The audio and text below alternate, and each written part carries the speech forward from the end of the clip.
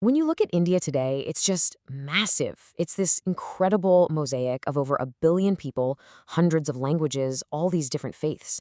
But this modern reality, it was never guaranteed.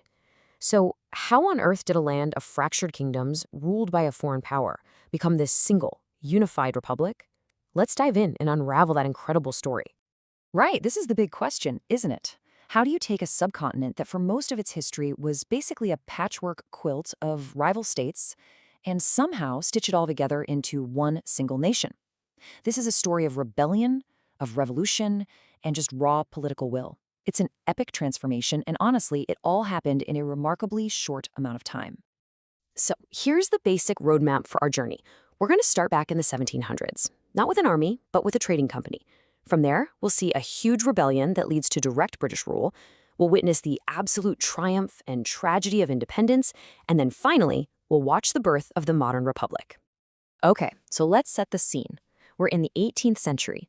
The once all-powerful Mughal Empire is fading, and that's creating a serious power vacuum. And stepping right into this void is a very unlikely player, a British trading corporation, the East India Company. This is where you see this fundamental shift happen. I mean, the East India Company didn't show up planning to be a colonial power. They were a business, pure and simple. But in the chaos of 18th century India, they saw an opportunity. An opportunity not just for profit, but for land, for territory. The whole mission was changing, from commerce to conquest. And the real turning point, the moment everything changed, was the Battle of Plassey in 1757. After that victory, the company started acting less like a business and, well, a whole lot more like a government. They were collecting taxes, they had their own private army, and they were running huge territories. It was a corporation behaving like a state, a truly bizarre and powerful setup that would last for a whole century. So, 100 years of corporate rule, you can imagine, it built up a lot of resentment. The company's relentless exploitation, imposing foreign customs, it was creating a powder keg across the subcontinent, and it was just about to explode. And in 1857, it did. The Indian Rebellion, you might have heard it called the Sepoy Mutiny, was this massive, violent uprising that just tore across northern India. It was a brutal, bloody conflict. And even though it was eventually put down, it sent a shockwave all the way back to London. For the British government, the rebellion was a massive wake-up call. They basically decided that a private company could no longer be trusted to manage such a vast and important territory. So they stripped the East India Company of its power, and India officially became a colony, the so-called jewel in the crown of the British Empire, ruled directly from Britain. So this new era of direct rule, the British Raj, it sparked a new kind of organized resistance.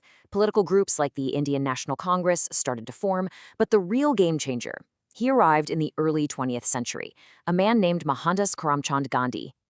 Gandhi brought with him this totally radical but incredibly powerful idea called Satyagraha, which literally means truth force. It was a philosophy of nonviolent civil disobedience.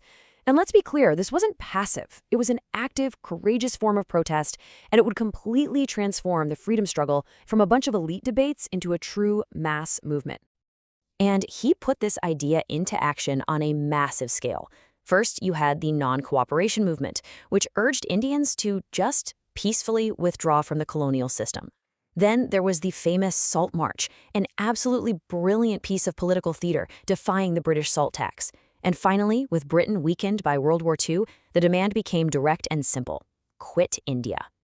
By the end of the war, Indian independence was no longer a question of if, it was just a matter of when. But as that dream of freedom got closer and closer, a devastating new conflict started to emerge from within the independence movement itself.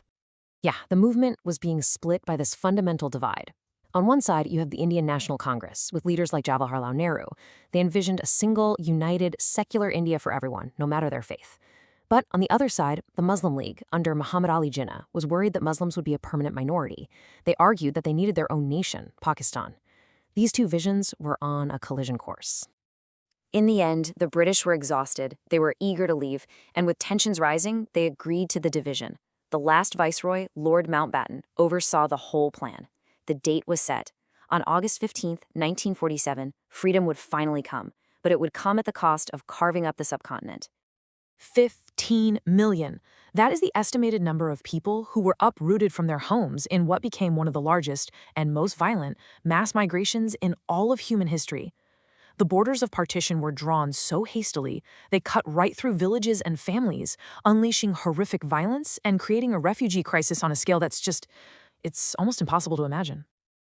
So, on August 15th, India was free, yes, but it wasn't whole, not even close.